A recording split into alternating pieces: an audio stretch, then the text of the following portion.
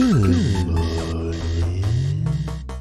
And finally, new rule, nothing with crypto in the title ever turns out good. Don't write me about Bitcoin, please. I don't give a f***. So don't ask me. Bitcoin happens to use a lot of energy. It happens to promote anonymous transactions. Bitcoin is not a currency. Not bullish on Bitcoin. You, John McAfee, believe in the power of Bitcoin. So much so that you'll put your on the table, chop it up, put it in your mouth, swallow. If it doesn't reach at least $1 million. 99.999% of the people that own Bitcoin are f***ing morons. That's just it. What's it feel like to be a Bitcoin? I don't have any Bitcoin. You don't? No. Okay. Good morning.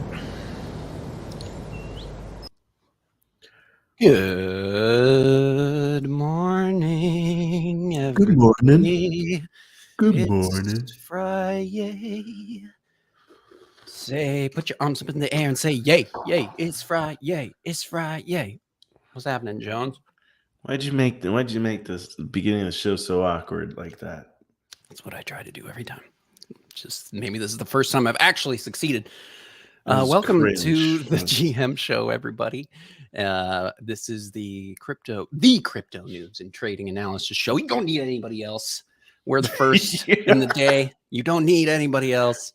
Or just add us to your list of things to watch, I guess. You know, we could be just part of people's list of part of their things. lives. Part of their lives is what you're saying. No, I'm just kidding. Yes, thank you for joining us, everybody. We really appreciate it. Please like and subscribe. And also Subscribe. go get our new Solana NFTs.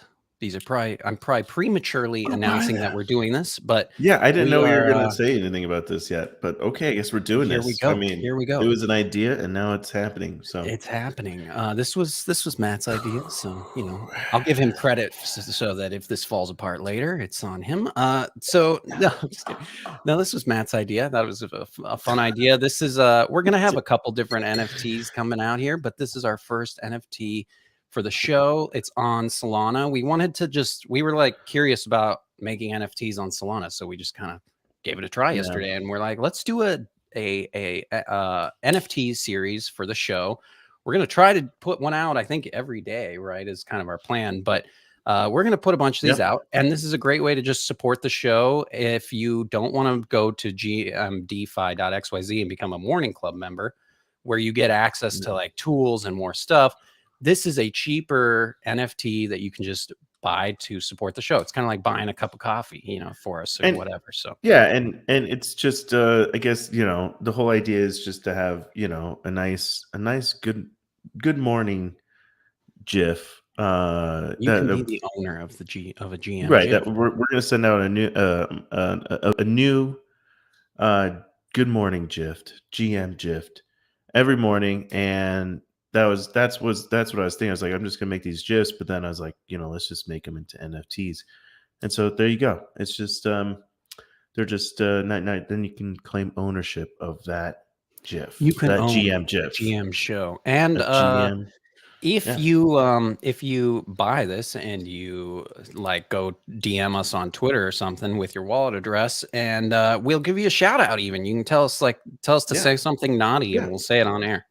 It could be your NFT project, or we'll shout out your NFT project or whatever you want. Your grandma's birthday or something. This is a cheap way to get a shout out from GM DeFi. Yeah.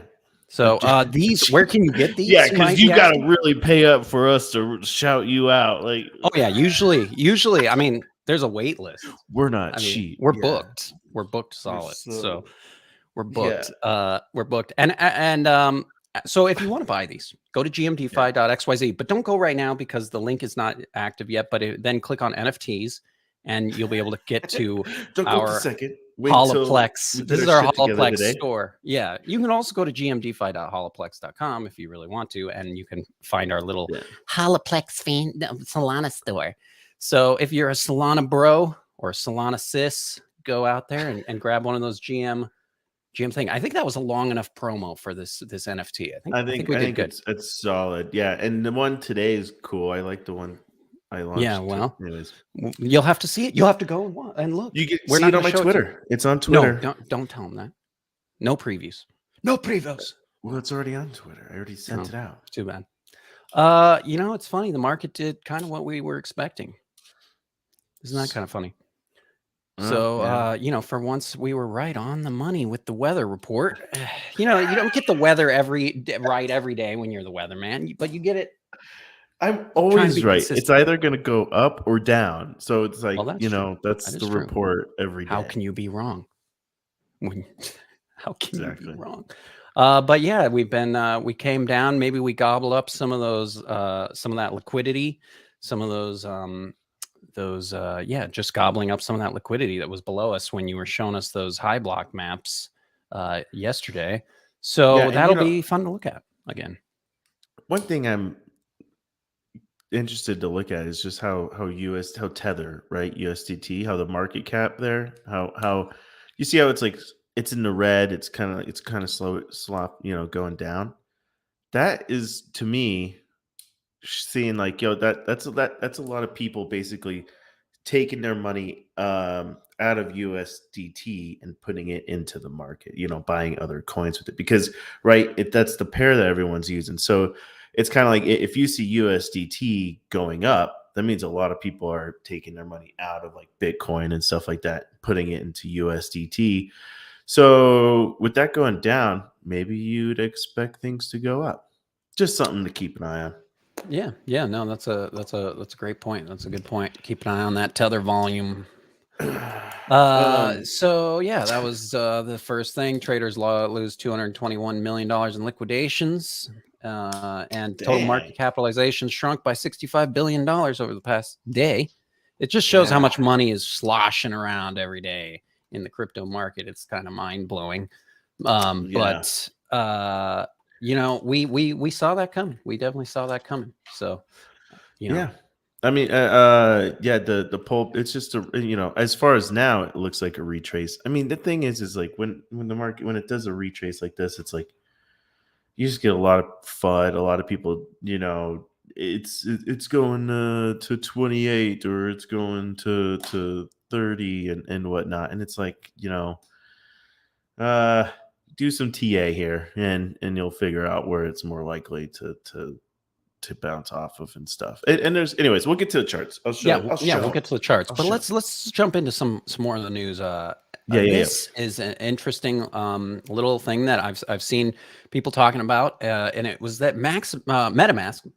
What was I going to say? MetaMask accidentally halts services in Venezuela, and there's a lot of people. Everyone's like accidentally, and actually, when I kind of looked into it, it sounds like more it was Infura, and Infura is probably almost nobody watching this knows what Infura is. Infura is it's a back end like API for building Web3 applications, and MetaMask uses Infura's API to generate and manage wallets. So essentially the core of MetaMask's functionality is actually controlled by Infura because they use the Infura API.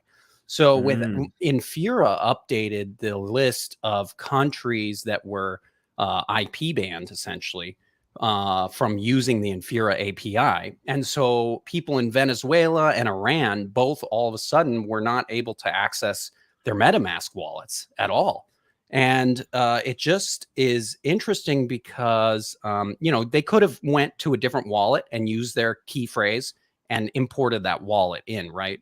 But MetaMask is such a critical part of kind of the blockchain infrastructure right now that it's a big deal when people can't access it anymore. And Infura is not just MetaMask. Infura, a lot of applications are built on top of the Infura infrastructure. So I imagine it wasn't just MetaMask users. It was probably lots of Web3 applications that were not allowed to be accessed, but they quickly reversed it. They quickly reversed it, saying it was a mistake. So who knows? Who knows? But, who knows? But it just shows that, the infrastructure here is all dependent on still some just like, points that like single points of failure where if one thing, you know, changes like in Infura, it changes across all kinds of applications. So Dude, that's I had very, no very idea. interesting. Yeah, I actually kept Crypto Panic up today because I thought some of the comments were funny. This person said, yeah, bullshit. They just backtracked because they were scared they'd get left behind before they released their token. Words I shouldn't say on air. Anyway, so and this is another headline just covering the same thing. And people were saying, oh yeah, decentralized. It's in quotes. It's like because it's just you know, it's I mean, it's still decentralized, but it's your wallet is still out there. It's not your wallet just doesn't exist and is inaccessible ever. But it is interesting. Yeah, Ledger. I mean that is just another reason that a Ledger wallet is key. And we got to start building applications that can interact with the Ledger wallet too, so that you can use your hardware wallet to sign transactions in applications instead of using MetaMask. A lot of people are just stuck with MetaMask because it's what all the developers are using. So we gotta do that for sure. But yeah, hardware wallet is obviously still the best place to keep your crypto, and nobody can argue with that. Yeah, I mean, you obviously like if you're trading, you know, you got to have it on an exchange. But yeah, if you're hodling, you know, put that on a ledger, or something on some sort of, you know. Yeah. I mean, if you're playing on the exchange daily, you already know what risks you're in for, I would hope. So, you know, obviously that's not a wallet that you own. But yeah, anything long term, or if you live in a country where, say, like crypto is becoming part of your currency that you're going to be maybe using on a daily, semi-daily basis, then it's probably good to have a hardware wallet as kind of your bank account, essentially. New York has a New York state assemblyman has proposed a temporary ban, a 3-year Bitcoin mining ban for the next 3 years, and it sounds like it's because of the effects on the environment, is what their argument at least is, and but crypto stakeholders, you know, are saying that it would put the state at a disadvantage in the crypto industry if they were to do this. So I don't know. It's kind of one of those things where I'm like, I mean, is this really gonna make a How are they big gonna difference? enforce that? What is crazy? Like, what are you gonna? Yeah, all of a sudden, like utility companies have to flag people who might be mining, or yeah, how does that work? I would imagine electricity isn't like that cheap there, so I don't know of any like giant warehouse miners. It does say here the state leads in terms of crypto mining in the U.S. Oh, shut me up! All right. As I'm reading that, you're saying that. So that's crazy. Then why, man? If they're like one of the leaders in the state, you think that they would try to embrace that? You know, because it's like, think, right? Like you would think that would be bringing business. It does say many crypto companies have established themselves in the states where they have access to the cheapest land and infrastructure. According to Foundry, crypto company with a large Bitcoin mining pool, 20% of their mining in the U.S. comes from New York. So these are, and that's a mining pool, but that just shows there's lots of smaller miners in the state that are all contributing. Yeah. Well, in most miners, it's all in pools, really. You know, that's how it. That is nuts, man. Well, hopefully that doesn't. That's just a bill being introduced. You said. Well, and here's another little caveat. The bill only targets crypto mining operations that are using fossil fuels. So if you're using sustainable energy, then it's okay. So that's even harder to now pinpoint who is like what mining operations are sustainable and not. Well, and but if they do say sustainable energy miners are still worried they'll be next on the chopping block anyway.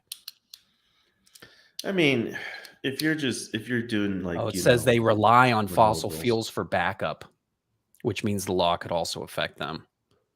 The nuances, man, the nuances and everything. Yeah, is can make things a little messy. I think that's like, yeah, what, like, you'd have to. I can't believe that. Yeah, I'm not That's really not sure what gonna they pass. I know. Of course, the people That's backing the bill say they're confident it'll pass, but that's of course just what everybody who makes a bill says. So, I yeah, would kind I would at least, yeah, I would be bearish on this bill, but of bearish on the but you bill. know, Yeah. I've seen crazier things happen in the past couple of years, so I'm not that wouldn't surprise me. Here I just wanted to highlight something funny. These two headlines from these two different websites are about the same exact thing, but have the complete opposite viewpoint on it. And I just want to remind everybody that we can get caught up in the headlines and the FUD, but that there is always two sides to every coin. And it's just funny here. We have Bitcoin prices dragged down by geopolitical tensions. Geopolitical tensions send Bitcoin activity soaring. So you have two different ways of looking at the exact same thing and interpreting it completely different. So that's just a funny little thing I saw there. That Both I are just shared. right and wrong. Just kind of sounds like everything these days. What else? I think that's it. That's it for the news. That's it for the news. I think we should hit the Chisnards, the charts, the chiggities. Don't call it that. Stop It's myself just, before I say something that sounds like inappropriate there. you already did. It already sounded inappropriate. It already sounds wrong. Everything I say just sounds wrong.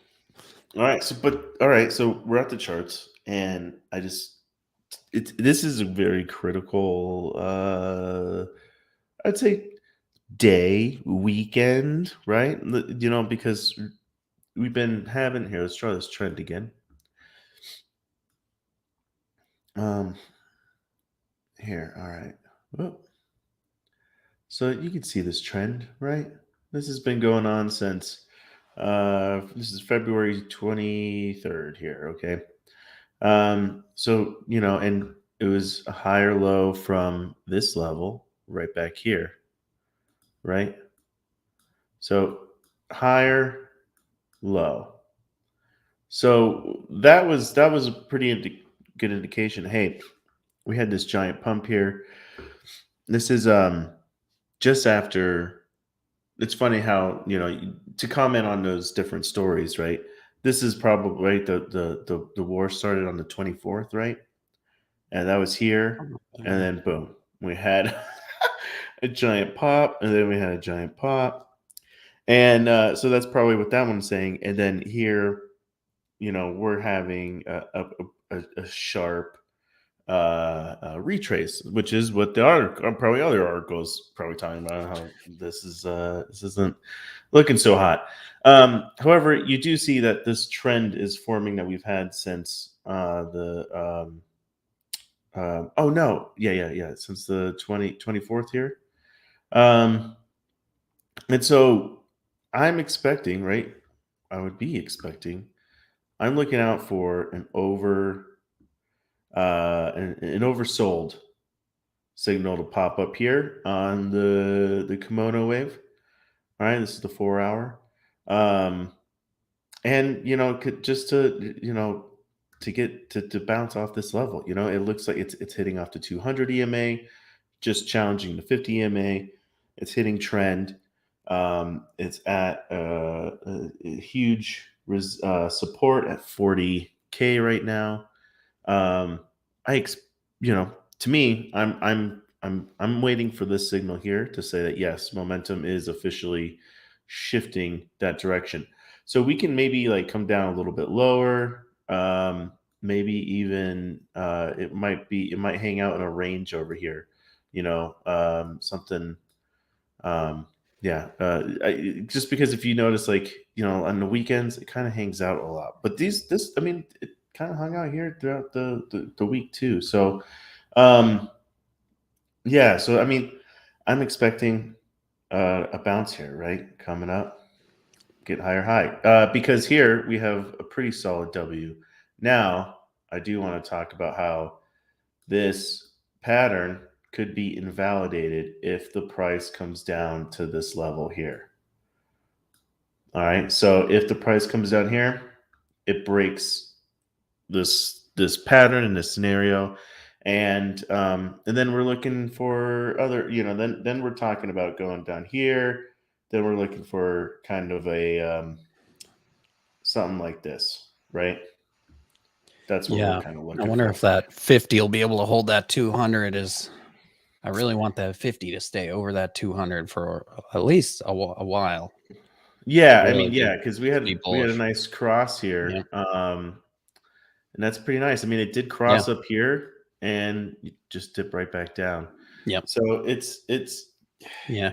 Could So range, could kind of range up and down for a little while. Could go up, could go down, could range. Could go right. So I'm expecting a bounce here, or we're gonna, if we come down into here, and I'm saying probably today. It's Friday. Yeah, there's and then that'll kind of give us a better an idea of what's going to happen here.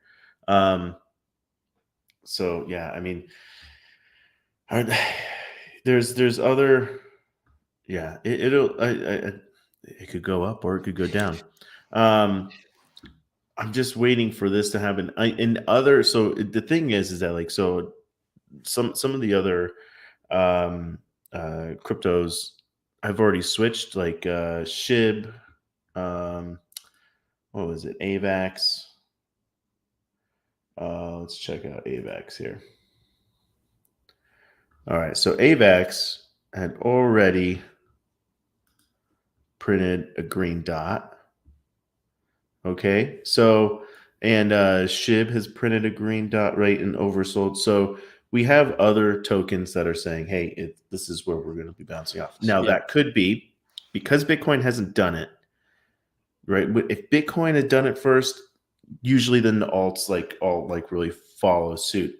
Sometimes if Bitcoin hasn't printed that yet and some altcoins have, that's an indication that these could be fake outs. A little, they're just too early. They're picking up signals, but the market hasn't opened. Things haven't really started moving yet. So they could be false ones. Like here, let's look at one of them.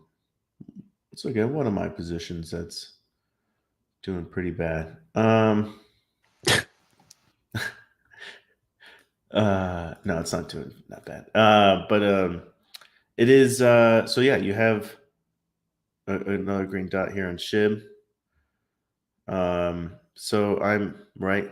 We're expecting a reversal here. There. So let's see. It's obviously just kind of ranging. It's having a hard time here. But I'm anxious to see what Bitcoin's going to be doing here in the next couple hours and throughout the day. Because like I said, Bitcoin could, the market could definitely go down more, and then bounce up. Is what. So, and this is an example of that. Let's check out some liquidity here. Look though, down here, we flipped it. It is now, there are more long shorts, right? I'm sorry, shorts to liquidate. Okay, so there's more short liquidations now than long liquidations. Okay, right, yeah. So there's more liquidations up here than there are down here. So that gives it a little bit more reason to come on up here. But if you see, like, it's been kind of, as it's coming down and it's getting these shorts, it kind of pops up and kind of cleans out these levels up here. So that's why I think we could probably go down. Probably, if it went big, I wouldn't be surprised if it went back down to 40K, kind of wick down there. And that got a, gets a bunch of liquidity and then pops back up. Yep. Yeah. So it could definitely come down a little bit more. 40K, that's what I'm looking at, and it could, when I was showing like the levels of where it really gets invalidated, that the W pattern, the breakout pattern here, I think that was just like around here, around 39. Like, it's not far underneath 40K, if it, I mean, you wouldn't, and so it could I mean, it could just go down to 39, and now I'd get a big chunk of liquidations. But you know, I don't know. It 40K could be enough for them, and then now that would get a bunch of more shorts ordered in, because really what they want to do is build up Trap this liquidity. Yeah, they're looking to trap traders. So I could see them spiking it down a bit just to get more people convicted that it's going to 28K now, and then build up all these short liquidations and then pop it up over the weekend or something like that. So I could see that scenario happening. But yeah, I mean, like, you know, if we go to the charts, it's really a matter of if the trend holds, if the 40K holds, these kind of things. If we start seeing some key levels there, right? If we start seeing things break, and then we can expect to be having more of this downward pattern and getting lower lows. I mean, it could even, like, if it came down to 36, I mean, that's still a higher. Yeah, I mean, it could, you know, it just depends on how far you want to go back and everything. And I mean, it could go, right? We had a higher low, could just get another higher low here. Mm-hmm. You know? Certainly. And then that would totally shake out so many people to go in on a lot of shorts and get that liquidity up there.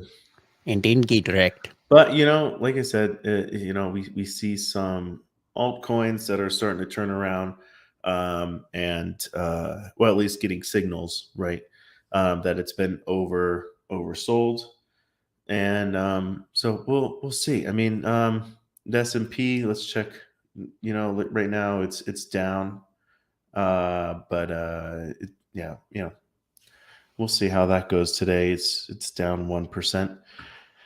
And I'm just yeah. So I'm going to keep my eye on the S&P 500. You know, the markets, to see if because if those can be pretty decent today, then Bitcoin will probably have that reversal at this point. If the markets are looking like they're going, like, because Bitcoin really goes with the markets, and so if the markets are looking like, you know, we're going to go down a little bit today, it's going to be a pretty slow day. We can start seeing some lower levels being broken down here. So totally yeah, makes sense. we'll see. Yeah, Totally we'll see. Makes sense to me. Yeah, I might actually also kind of watch the USDT market cap too, because if I see a lot of USDT the volume, yeah, then it could be a sign that people are selling their Bitcoin and whatnot, and getting their money out of the crypto ecosphere and saving it in the USDT while the market goes down. So we'll see. That's right. Put it in USD and then buy me some wheat futures and yeah, get wheat futures, some oil futures, and see them nice and tight. Okay, well, I think that was a great overview. I think there's some real good insights there. And yeah, market go up, it could go down. Concise, nice and concise. I like. Sweet. All right. Cool. Well, cool. Well, that does it for us here. It's another great morning, another good morning, and we are gonna be doing this again tomorrow at the same time, 9:30 a.m. Eastern. No, well, we're gonna be doing some. Oh gosh, you're right. It's Friday. We're not gonna do this tomorrow. You're like, you no, I sang a Friday song. You're like, I'm at the beach tomorrow, dog. Beach. Wish, but we'll be back here Monday. Yeah, I guarantee you that. And we hope you have a great weekend. Now that I know it's going to be the weekend. And with that, I got one last little thing for you on the way out. Со мной в студии сегодня Александр Бутманов, экономист, основатель инвестиционного клуба «Союзники», эксперт по биржевым стратегиям. Александр, здравствуйте. Приветствую, добрый день, не говорю. Да, никто уже сейчас не говорит. Биржевые стратегии сегодня это вообще атовизм или вы еще надеетесь в профессии остаться? В крайнем случае я буду работать Дедом Морозом, как 25 лет назад. Ну, это раз в год только. Ну, Да. Кроме шуток, давайте быстренько я это сделаю. Я передаю привет Сергею Усиченко, который пил 12 лет назад, 13, за смерть фондового рынка. Сегодня я пью газировку. Дорогой фондовый рынок, ты был нам близок, был интересен. Покойся с миром, дорогой товарищ. Я не буду комментировать этот флешмоб, не хочу, потому что я в это верить.